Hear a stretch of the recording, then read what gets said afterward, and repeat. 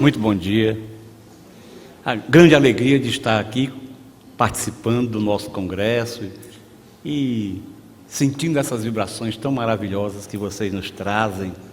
Então, trago aquele abraço carinhoso, afetuoso do movimento espírita, médico espírita e espírita e do povo do Ceará, em especial da cidade de Fortaleza. Então, o nosso tema, como vocês já estão sabendo por conta da programação, nós falaremos sobre as curas de Jesus e vamos relacionar essas curas com a teoria espírita e com a própria ciência, considerando que o espiritismo tem essa faceta científica, muito embora os cientistas acadêmicos ainda teimem, insistam que o espiritismo não é nem ciência, e os filósofos que não é filosofia, os religiosos que não é religião, nós não somos nada. Mas é porque toda ideia nova e toda ideia que tem grandes potenciais encontra resistência. A maior prova da realidade do ensino espírita é a resistência de todas essas áreas do conhecimento. Se não tivesse importância nenhuma, a gente não tinha nenhuma resistência. Mas então nós sabemos muito bem que Jesus, embora a sua missão tenha sido uma missão de trazer novos horizontes espirituais para a humanidade, embora o objetivo fosse nos favorecer o desenvolvimento nessa área que poderíamos falar, área teológica, considerando que a teologia estuda Deus, estuda a criação, estuda as questões espirituais. Essa era a grande missão de Jesus. Falar do mundo espiritual, reino dos céus, dizer que nós fazíamos parte deste reino, tanto que o reino de Deus está dentro de vós. Mas claro, que vivendo numa época e num local de grande limitação no que respeita ao tratamento dos aflitos, dos enfermos. E assim como hoje os temos de toda a ordem, também ali naquela região o número de enfermos era imenso, com uma pequena diferença, que a medicina da época, do local pelo menos, era profundamente limitada. Então, claro, que a feição de taumaturgo, a feição que era considerada aquele que obra milagres, taumaturgo é o que faz milagres. E nós sabemos muito bem que diante de uma ignorância das causas desses fenômenos maravilhosos, fantásticos, e Jesus, pela sua condição superior, pela pureza de espírito, ele então realizava esses fenômenos com maestria, com um comportamento inigualável, resultados fabulosos. É óbvio que diante disso era de estarrecer e se considerava a coisa milagrosa. Embora o milagre, na verdadeira acepção da palavra, do latim, signifique maravilhoso.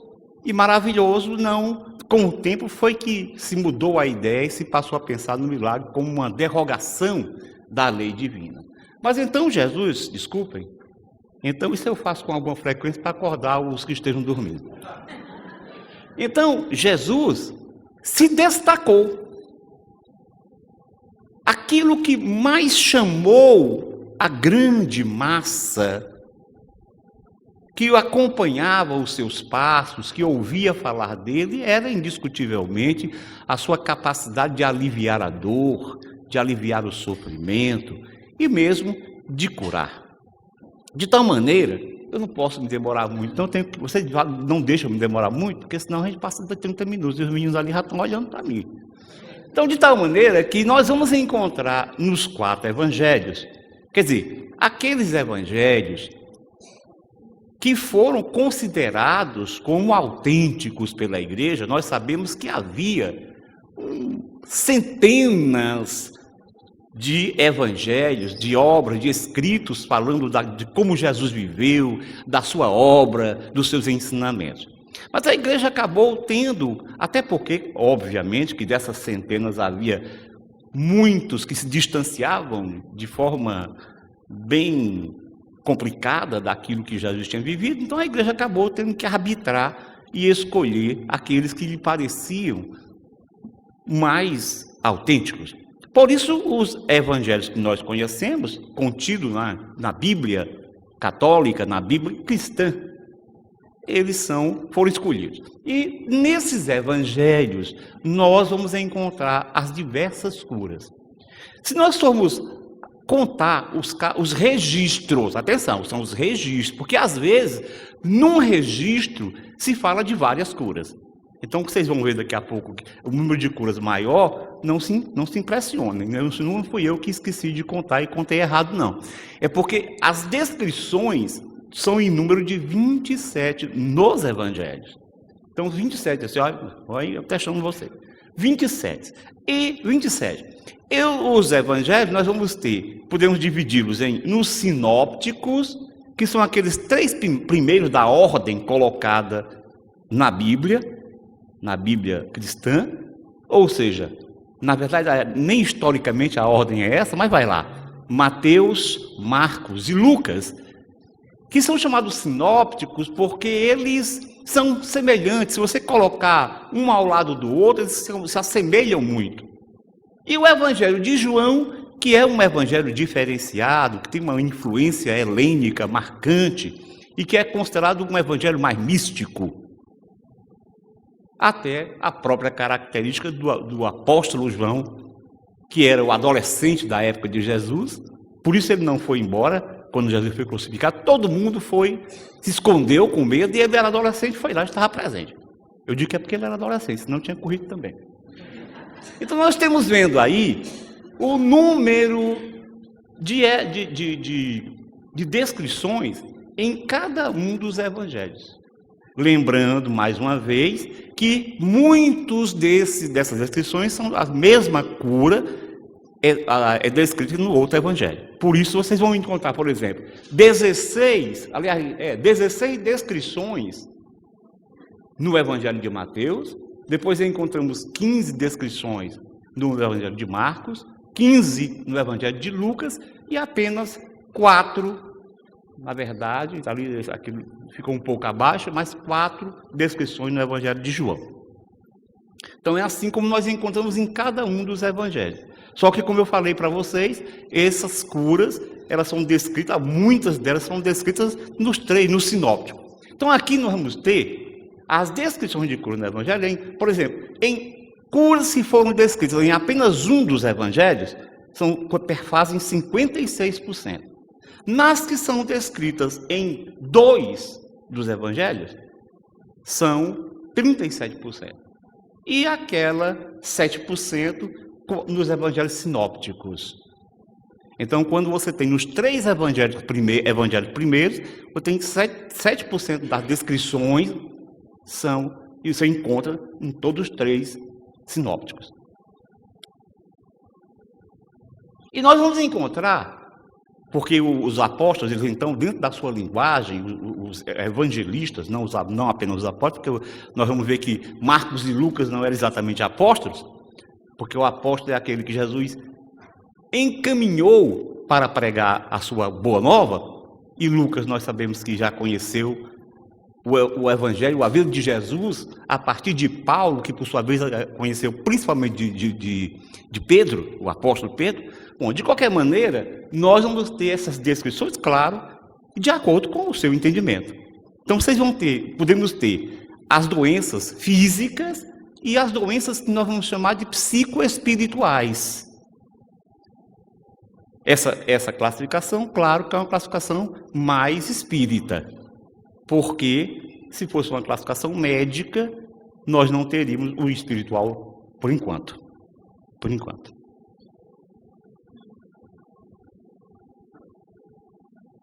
E aqui nós vamos ter os diversos tipos de problemas que foram descritos ao longo dos evangelhos. Então nós temos o problema mais descrito foi o problema da lepra. Eu quero chamar a sua atenção que a lepra era considerada, na época de Jesus, qualquer doença de pele que não se conseguia curar.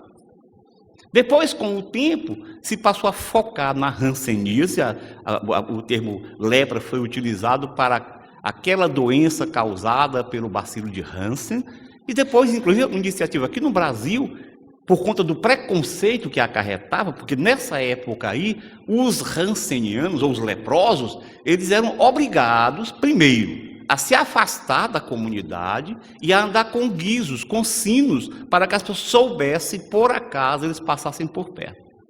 Porque, além disso, não que eles entendessem que era uma doença bem contagiosa, porque nessa época não se sabia muito bem.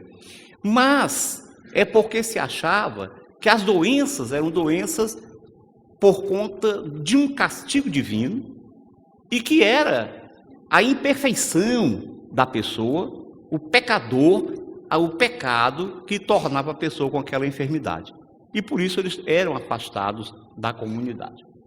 Bom, depois nós temos, então vocês estão vendo ali, nós temos em torno de 13 casos, aliás, 11 casos de lepra, ou de doenças de pele. Não a hanseníase, que era uma parte, com certeza, da hanseníase, mas não toda.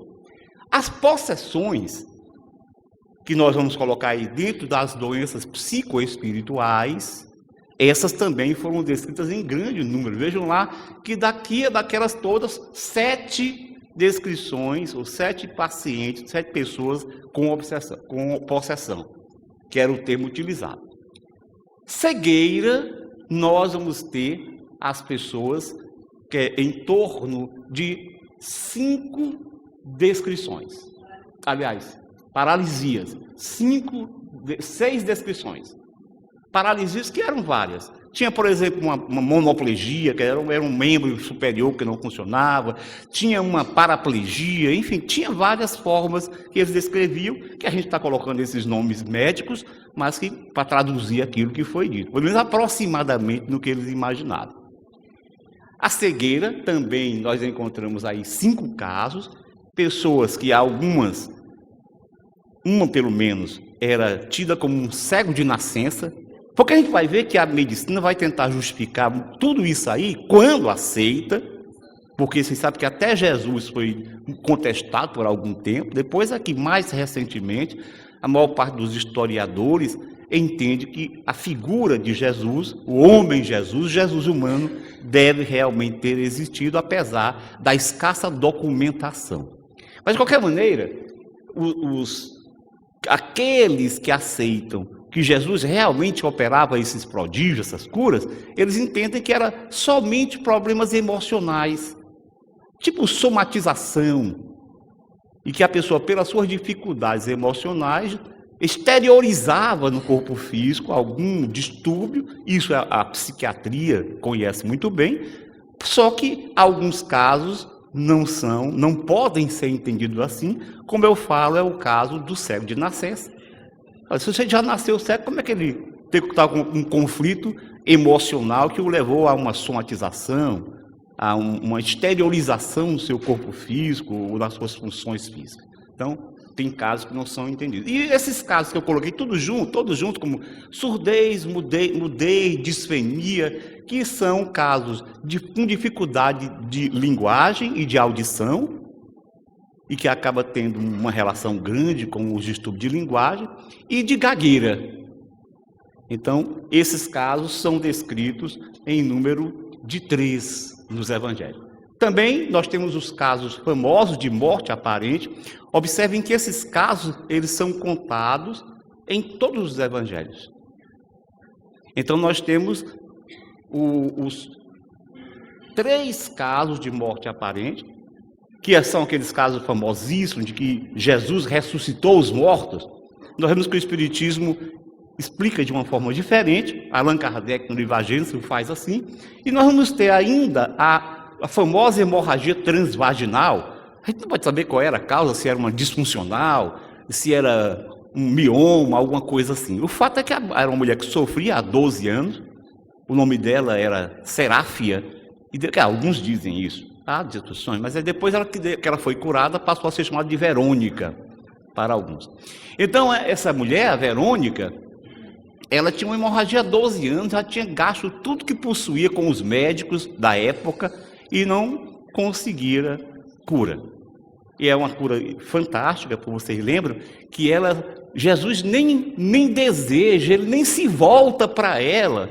Ele vai passando em meio à multidão e ela, que soubera dos poderes curadores de Jesus, ela então pensou, se eu conseguir, pelo menos tocar nele, eu sou curada. E a fé foi tão grande que ela realmente, diante daquela multidão, ela se esforça, toca nas fímbrias da veste de Jesus e é curada imediatamente. E vocês lembram que Jesus percebe que lhe saiu o que ele chamou de uma virtude, ou seja, ele percebeu que o seu poder curativo, algo do seu poder energético curativo, saiu e foi direcionado sem que ele houvesse direcionado pela sua mente, nem que ele tivesse a vontade. Mas saiu e ele pergunta, quem foi que me tocou? E Pedro disse, mas Senhor, esse negócio aqui todo mundo, acotovelando todo mundo, o Senhor me pergunta, como é que eu vou saber quem foi? E aí ela disse, fui eu, mestre. E então o que ele diz? A tua fé te curou. E aí realmente foi a fé que essa mulher tinha.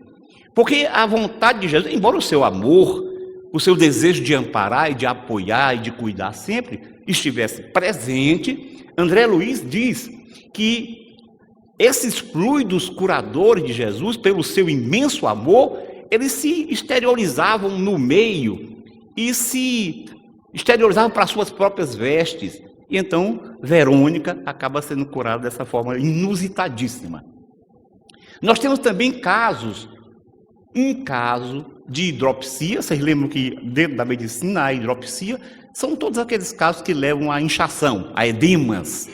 Então você pode ter edemas de membros, pode ser causado por doenças renais, por doenças vasculares, doenças cardíacas, enfim. Isso não é dito no Evangelho, não descreve, porque essa coisa de fazer uma anamnese, de pegar a história do paciente, só foi aparecer um pouco depois. E também eles não eram médicos. Lucas era médico, mas Lucas não presenciou o fato. Então, tinha um caso de hidropsia. E tinha caso de doenças indefinidas, como, por exemplo, a da sogra do Pedro. Jesus chegou na casa de Pedro, a sogra estava doente, sempre recebia amorosamente, não se sabia exatamente o que ela tinha. O fato é que ela estava enferma, estava acamada, agudamente, de uma doença aguda, ele foi lá e curou. Então, são aquelas doenças indefinidas que também nós vamos ter aí em número de 3 descritas nos Evangelhos. Agora, só para a gente correr, porque eu sei que o tempo está bem tomado, só para a gente ter uma noção de como a medicina pensa a doença e a saúde ao longo do tempo. Na pré-história e na antiguidade, nós vamos ter um modelo que eu posso chamar de mágico-religioso, certo? Mágico-religioso, que era esse modelo que está relacionado com o sobrenatural, com a ira dos deuses, porque nessa época se acreditava em vários deuses, ou pelo menos em vários espíritos, na época mais da pré-história, o totemismo, especialmente o animismo, o fetichismo, mas também na Idade Antiga, quando aparece o politeísmo, eram vários deuses. Então, por isso, nós tínhamos o sacerdote, o xamã, o pajé, ele era o curandeiro, era o que fazia as funções de médico. Era ele quem, e a gente, se for analisar do ponto de vista espírita, vamos perceber que esses sacerdotes, eles eram pessoas dotadas de mediunidade. Quem quiser maiores informações, pode ler o livro do professor Herculano Pires, chamado O Espírito e o Tempo, um livro fabuloso que fala sobre uma história da mediunidade ao longo dos tempos, até chegar à mediunidade que eles chamam de positiva, que é a mediunidade a partir do estudo científico de Allan Kardec. Então você vai ver no comecinho, nesses horizontes tribais, agrícolas, você vai ver essas alterações, esse comportamento. Mais uma vez, na Idade Antiga, nós vamos começar a ter o estabelecimento de um modelo empírico racional. Esse modelo empírico racional começa a entender a doença não como um castigo divino, mas como alguma coisa como um fenômeno natural. E se começa a centralizar a observação na pessoa. O foco vai ser no enfermo. E aí se começa a fazer um histórico do enfermo. Nós vamos saber, todos que já estudamos a história da medicina, sabemos que Hipócrates de Cos, aí cerca de 5 a 6 séculos antes de Cristo, ele já começava a falar de que havia causas, ele dividia nos humores, enfim. Mas, de qualquer maneira, é o estabelecimento de uma medicina racional, calcada na racionalidade, que busca explicar a doença como distúrbio, desequilíbrios, no caso ele imaginava que era o desequilíbrio desses humores que determinavam o adoecer, ou o equilíbrio que determinava a saúde. Depois nós vamos ver, na Idade Média, com o advento do cristianismo e a miscigenação, o sincretismo, a partir do século IV, quando Roma aceitou e deixou depois, no começo aceitou e no final do século IV, tornou o cristianismo a religião de Roma, então nós vamos ter um modelo híbrido. Por quê? Porque é um modelo, esse modelo híbrido você não vai encontrar na história, fui eu que coloquei. Porque ele associa o modelo místico com o modelo empírico racional. Porque você vai imaginar que, apesar de as ideias permanecerem do modelo empírico racional, mas se volta muito mais fortemente, embora isso não pensem que é assim, a partir de agora transformamos e passamos para isso. Nunca acontece isso na história. Tanto que ainda hoje nós temos modelos primitivos, arcaicos. Dependendo do local, no coração da África, nas tribos africanas, em alguns lugares. Até aqui na Amazônia, aqueles grupos que não foram ainda civilizados. Mas, enfim. Então se pensava que havia uma intervenção divina na Idade Média, que as doenças eram resultado do pecado e que também havia ações demoníacas. E que por isso as curas elas aconteciam por milagre. Normalmente, embora houvesse o médico que utilizasse o seu conhecimento, e essas curas não eram milagrosas, mas que a partir de orações, de busca, se podia acontecer um milagre e a pessoa ficar curada. Eu não posso demorar muito, porque o tempo também é pequeno. Com a idade moderna, especialmente com o Renascimento, a partir do Renascimento, nós vamos ter o estabelecimento do modelo biomédico. Esse modelo biomédico começa que ele promove uma ruptura entre a ciência e a religião, que começa a haver uma certa atitude contrária ao pensamento que se estabelecera antes, que a igreja dominava, e então vai haver uma ruptura e, portanto, vai haver o banimento do pensamento sobrenatural na causa das doenças. E, portanto, a medicina fica reducionista e organicista, especialmente a partir, nós sabemos, do pensamento mecanicista que se estabeleceu a partir de Isaac Newton, apesar de que ele era extremamente místico, mas, enfim, do pensamento cartesiano, tudo isso acabou tornando a medicina reducionista e organicista, e se passou a analisar muito mais o doente, não pela sua história, mas pelas suas condições pelo seu estado, digamos, de desenvolvimento físico-químico. É porque essa minha parada foi os 5 minutos que ela colocou para mim. Foi parada mesmo. Então, o modelo psicossocial é um modelo que na era contemporânea, na idade contemporânea, ele começa a aparecer. Vocês observem que ainda vige um modelo biomédico.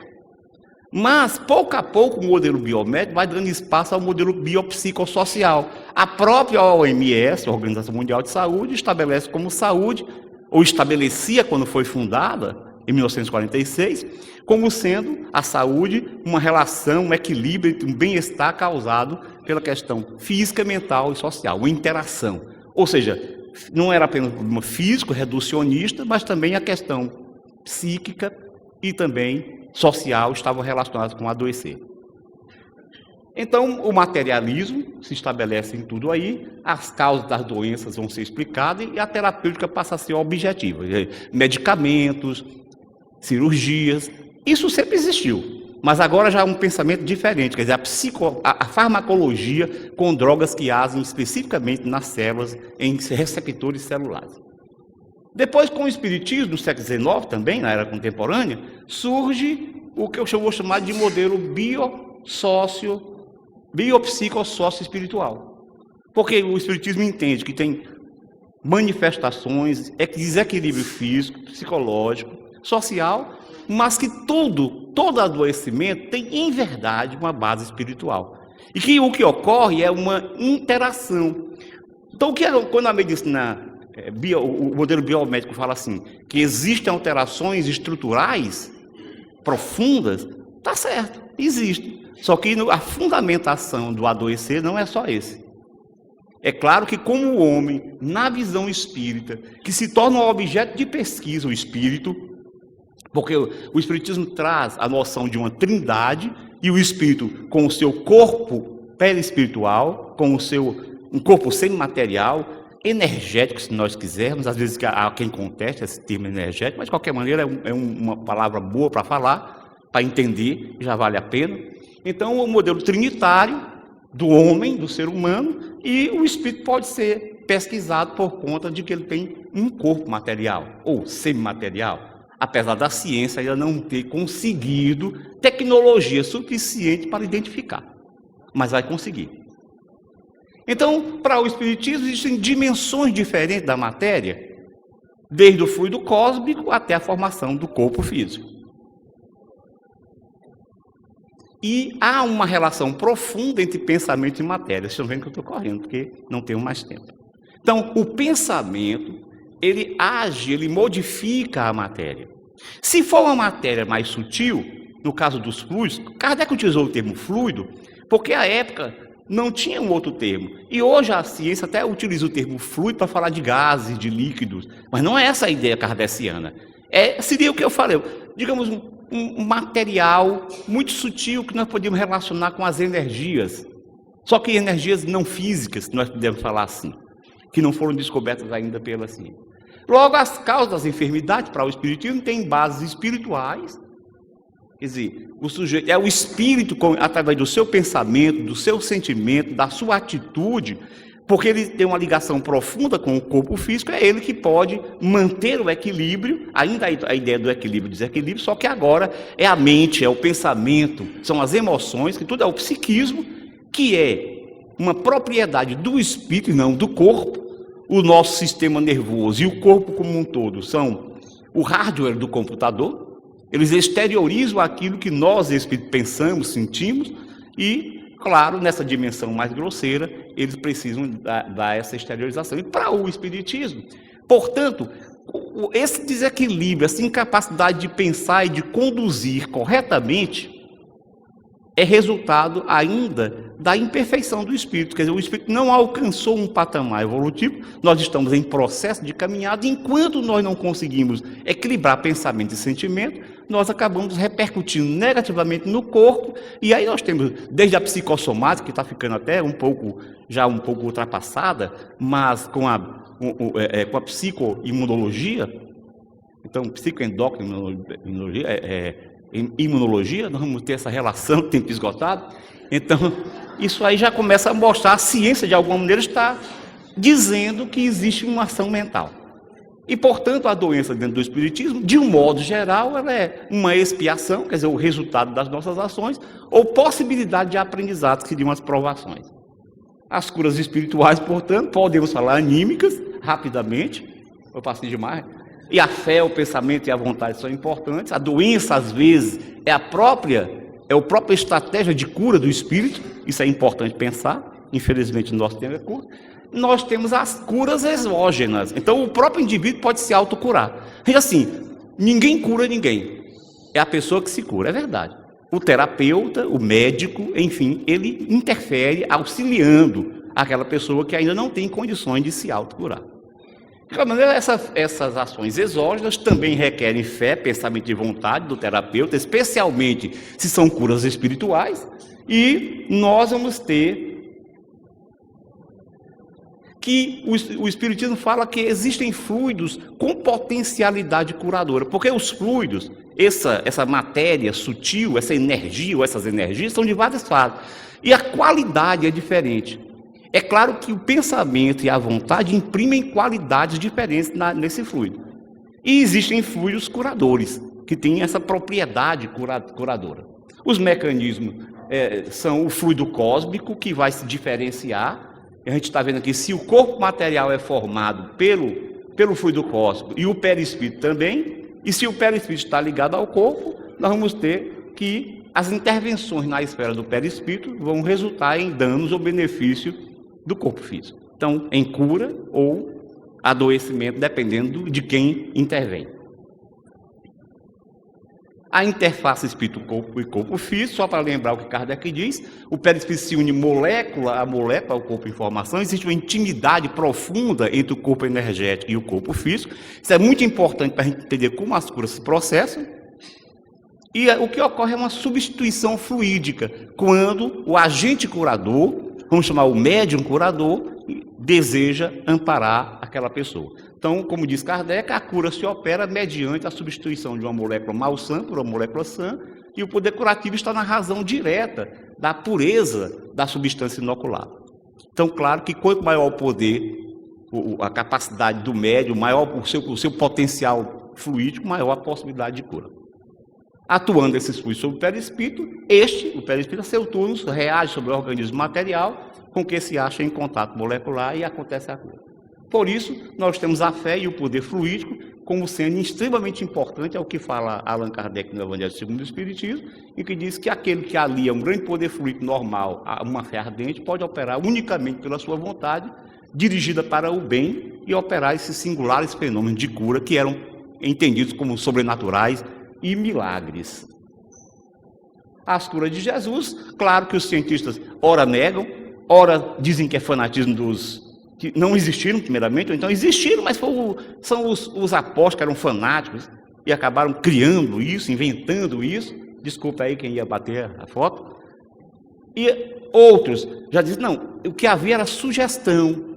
As pessoas que tinham lá aquelas enfermidades somatizadas, elas recebiam sugestão para se curar. E depois, com o aparecimento do efeito placebo, que nós sabemos que, embora isso seja utilizado em medicina, inclusive em pesquisa, mas que não se sabe exatamente por quê. O que se sabe é que quando você diz para alguém que aquela substância tem um poder curador, parte das pessoas se cura, embora aquela substância seja inerte. Assim como existe um efeito contrário. Por quê? Porque são ações, na verdade, fluídicas, que agem sobre a mente e a mente sobre o corpo. As curas de Jesus, portanto, do ponto de vista espírita, era a potência fluídica de Jesus, o amor incondicional, a vontade prodigiosa e a fé humana e divina que ele apresentava em nível de grande necessidade. Hoje existem pesquisas que estão se aproximando, mostrando evidências da cura, por exemplo, o toque terapêutico, que até o próprio Conselho Federal de Enfermagem já colocou como atividade de enfermagem o toque terapêutico para tratar casos de dor, casos de pacientes com câncer. Também é utilizado em geriatria, enfim. Essa aí é uma enfermeira dos Estados Unidos, da Universidade de Nova York, que criou o termo toque terapêutico. Existem também pesquisas com o toque terapêutico sem contato, esse toque terapêutico, na verdade, é imposição de mãos. Só que, em alguns casos, você pode tocar na pele. E o toque terapêutico sem contato, há pesquisas mostrando, como essa que foi falada pelo Dr. Jeff Levin, no seu livro Deus, Fé e Saúde, que ele é um epidemiologista social norte-americano, pesquisador do Instituto Nacional de Saúde, e ele, então, cita vários casos de curas, de pesquisas, e esse aqui é um médico da Universidade de Califórnia que fez estudos sobre o processo inflamatório, que eu não vou descrever por falta de tempo. Ele fez incisão na região deltoidiana de alunos, de 44 alunos, acompanhou o processo de cicatrização e percebeu que era um estudo duplo cego, randomizado, quer dizer, ninguém sabia o que estava acontecendo, só o pesquisador, e o que aconteceu é que as pessoas que recebiam a imposição de mãos, sem saber que estavam recebendo, porque eles colocavam o braço numa janelinha, então uma parte recebia a imposição e a outra não. Esses tiveram uma cicatrização muitíssimo mais rápida do que os outros, o grupo controle. A prece intercessória tem sido estudada, como é o caso desse do Randolph Bird, que publicou um trabalho que ele realizou em 1982 e 1983, com cerca de 350 pacientes com cardiopatia internados, e percebeu que ele tinha a prece à distância, as pessoas tinham resultados no acompanhamento, na alta, nas complicações que eram menores dos pacientes que recebiam a prece. E para a gente encerrar, ufa, não sei quanto tempo passei, mas perdoe, Jesus dizia, todo mundo conhece, João 10,34, citando livros mais antigos, Salmos 82, ele diz, vós sois deuses, vós sois espíritos, seres divinos. E mais na frente, também no Evangelho de João, só que agora no capítulo 14, ele diz assim, na verdade vos digo, que aquele que crê em mim, também fará as obras que eu faço, e as fará maiores do que estas. O Espiritismo explica as curas de Jesus de maneira natural, através das leis que vão sendo estudadas, desenvolvidas pela ciência espírita, que daqui a pouco a própria ciência acadêmica vai pouco a pouco, claro que tentando justificar de outra forma. Muita paz a todos, muito obrigado, desculpem, perdão.